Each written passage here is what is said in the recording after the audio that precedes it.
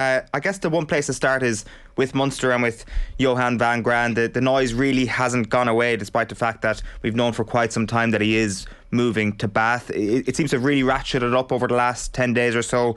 Many questions about Van Graan's commitment to the cause between now and the end of the season, and then Van Graan maintaining that commitment question is not a question at all, that he is fully committed to Munster.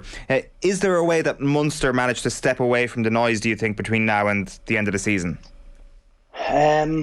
I guess it's really dependent on the results, isn't it? On how they go, on how they perform. Winning masks all cracks, and if they can go on a sequence of wins, I think people will forget what's gone on the last few weeks. I think the timing of it, obviously with the substandard performance, very disappointing performance against Connacht after a kind of limped victory against Cast in the week that it was announced that he was going to be leaving, and then subsequently going to Bath. It's inevitable, and it's. I guess there's a human instinct part. People will think, it's about professionalism. You can't help but let the effects of a decision like that impact you in some shape or form, and they probably were at a bit of a low ebb. The disappointment that ultimately their coach was leaving them, having signed a contract in the summer to say he was going to stay on. There's almost, I'm not necessarily saying there's a mourning period, because I don't know if they're actually devastated that he's going, because it felt like we were in a bit of a limbo as to whether they wanted him or not. But when someone decides that they want to leave you rather than you wanting to get rid of them, it has an impact. It's like the girlfriend that breaks off with you versus you doing it to her. It's always a bit more hurtful when you're the one on the receiving end. So, he's taken a bit of a beating the last while, and I think part of the problem with particularly his interview with Murray Kinsella on Saturday before the game, he's never really shown much of himself. He's never really shown much emotion. And you think about the emotion is everything in this game. Emotion is everything to the people down in Munster. So if a coach comes on and is pretty benign with, his comments, whether you win, lose or draw, it's very hard to really get motivated behind that. And he talks about, you don't know me, personality wise. No, we don't. And I think if you counter that with someone that I think has had big success, even though some of the results have been pretty mixed, in Andy Friend, you talk about, you get emotion from him. You get tweets from him. And unless a modern day coach, wouldn't be for everyone. But it's not just when things are going well. It's like, disappointed with this performance. It shows that there's actually hurt there or there's joy there. Whereas with Van Graan, it's always felt as though it's kind of, there's nearly a flat line on emotion. And it's very hard to subscribe to that, to get anything from a coach like that of going, has he got a vested interest in this or not? Or is he just there for a paycheck and doing a gig and checking in and checking out? So I can understand the frustrations of the supporters, because that's not a new aspect to his coaching. He's been like that for 4 years, and it's now, if they don't turn the performances around and the results around, I think the question as to whether he will stay on till the end of the season will remain. Do you think that maybe Munster fans could gain some heart from the fact that Munster fought back pretty well with 14 men last week? We can get into the style of play in just a moment, but in terms of the fight and the appetite, that hasn't been under any question really over the last little while from this Munster team. Is that in any way an indicator that Van Graan privately, because your point is definitely true when it comes to his public appearances, but privately there is that sort of red heart of Munster beating there, that the players can all appreciate that, and that is being replicated in at least the efforts of the team? Very likely. I think he does seem like a popular guy. I don't know, I think there's, you hear mixed reports from inside and outside of camp as to what, standard of coaching, coach he's perceived to be. But I think from a popularity perspective, I think he's considered to be quite a nice guy. And so, I guess it's more difficult to hate someone that you get on quite well with. But I guess I'd feel frustrated for them, because none of us knew about this extended contract until it was reversed. And no matter who you are, and we've been in a similar situation with Leinster in 05, and it was even worse than that, where Declan Kidney left us to go back to Munster, and we had to cut. We had to cut him and bring in a replacement. Someone to kind of hold the reins for the 3 or 4 month period of towards the end of the season, because when he's going to one of your adversaries, you just can't. There's the element of trust is completely broken, and I think there's an element of that with Van Graan. It's the relationship is a bit broken, and he talks about being totally committed to the Munster cause for the remainder of the season. I don't know how he can actually be 100% committed.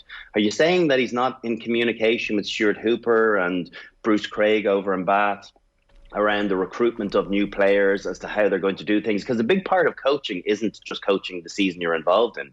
It's future-proofing other years. And when he's looking at a 3-year contract that he signed over in Bath, he's got to hit the ground running as well. Now, he's going into a good situation over there because they're playing absolute muck this year, and they've won their first game of 11 or 12 last weekend, scraping by with a penalty, against the other worst team in the league. So it does feel as though he's trying to tell everyone that he's fully committed. He might be fully committed when he's in Munster camp, but you can be sure when he's at home, he's having conversations around his new gig, because that's ultimately going to be a major priority of his over this kind of 4 or 5 month period of making sure that his new bosses are happy and that they are in a position where they can grow immediately upon his arrival.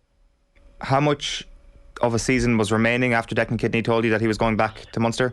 I think about 2.5 or 3 months. So Right. It wasn't the end of the year. I think a lot it might have even been less. I think we might have been knocked out of Europe by Leicester in the quarterfinal. We'd won all 6 pool matches, and then we got thrashed by Leicester in Lansdowne Road.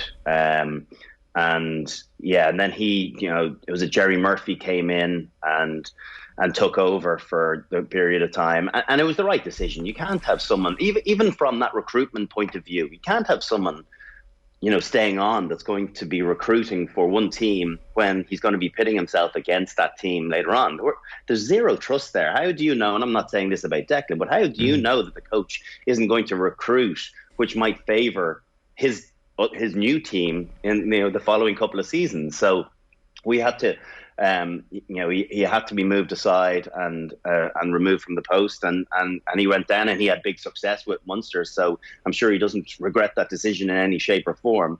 But that was a pretty dark time for us. We'd gone through 3 coaches in 3 years at that stage, and Michael Cheika was just about to come in, and thankfully there was an uplift from there. So it's a tricky one, because is Graham Rowntree going to be the guy that's going to get the head position? Obviously, he hasn't wanted to put his hand up, because if he's overlooked for it, then what position of power does it put him in? So I get why he's being coy about staying on, but you can be sure that it's time for him to be a head coach now. He's done an awful lot of assistant coaching jobs and quite a lot of success. I've been coached by him, albeit as a forwards coach in the Lions Tour. He's a very popular guy, really nice guy, very good, intense at training, hardworking. So he's got all the qualities. I guess the big thing is, can he pull it all together and be the top guy and delegate to other people and trust other people to do their roles? And it's a very different prospect of trying to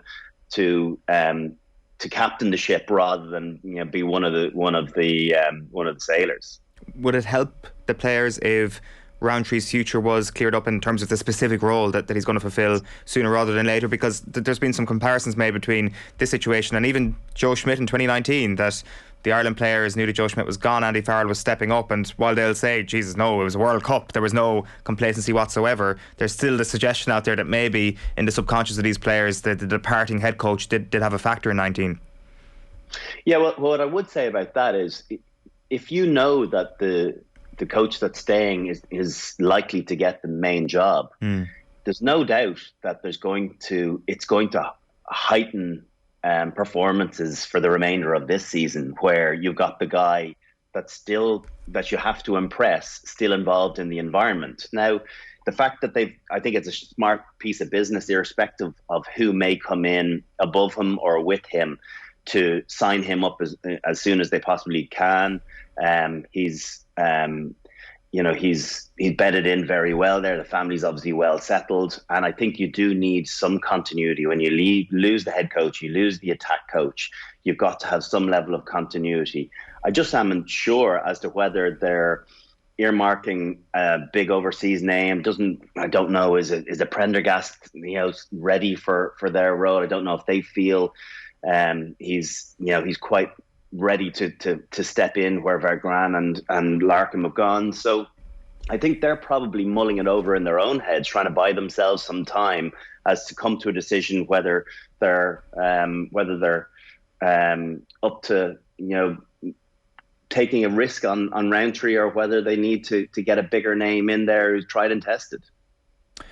It's interesting because you mentioned the contract there as well, that there was a sense that Munster were content enough to continue with the Van Graan experiment. And I think it actually kind of plays into what you're saying about maybe Van Graan, the public persona, that it's kind of unspectacular, that people are maybe sitting on the fence quite a bit about whether or not Van Graan was a good coach or a bad coach, how interesting he is as a man, or how giving he was maybe in his dealings. It just all felt very vanilla, I guess, over the last little while, and perhaps paints a picture of... Over 4 years, Eoin. Over 4 years. There's been very little emotion from him at any point. And I understand that that's his personality type, but that's fine when things are going relatively well. But it's an expectant club. It's a club that feels as though it should be getting to finals, winning trophies year on year, and they haven't. They've underachieved. They've gone to semi-finals perennially for the last number of years. And when they do fall short, I'm not saying he's an excuse maker, but it doesn't feel as though he's aching like I think the supporters are, or that the players are. And I'm not saying that he doesn't, but it doesn't come across well. And you need that from your coach. We go back. I know Alex Ferguson had Kevin Keegan in his pocket when I will love it if we beat them. But how much must those Newcastle United supporters have loved their coach in that moment? Because he was pouring his heart out. That's what fans want. That's what supporters want. They want to see that raw emotion from their coach, that they're feeling, that they feel as though, okay, our coach is giving everything he possibly can to this situation, and when we fail, he's dying with us. And I just don't think you get that from Van Graan. And as a result, I think the sympathy when a decision like this happens, and he's choosing it for family reasons or monetary reasons, whatever, I think there's very little sympathy that goes with someone when it doesn't feel as though maybe they've been, played all in for the 4 or 5 years that they've been here. What's happened as well now, Brian, is that because of this news, everything is focused on Johann Van Graan. And in spite of that, I guess the performance against Connacht was so poor, they didn't really land a shot on Connacht, and they weren't great against Ulster. Granted, it was a brilliant, I guess, fight back with 14 men to win in the way that they did. But in terms of the style of play and what they actually brought to proceedings in the last couple of games, and of course against Cash, it has been disappointing. But there are other people that can have fingers pointed at them here as well. The players, Stephen Larkham as well, his importance seems to have, I guess, faded into the background a little bit since he's announced that he's leaving at the end of the season as well. So where do you look to when you analyse those last 3 performances in particular? Well, the book does stop with the head coach, doesn't it? And ultimately, that you're in the big position, the best paid position, because it rests on your shoulders. The success you enjoy, the disappointments you have to take that burden, and that's what you do as a head coach. That's why there's lots of people that are happy to be assistant coaches, because they'll take lower salaries, but there's less pressure that comes with it, and some people react personality wise to that position better than they do a head coach role. But I do think that there's got to be questions posed to Larkham. Their attack shape at the start of the year, I thought, began pretty well.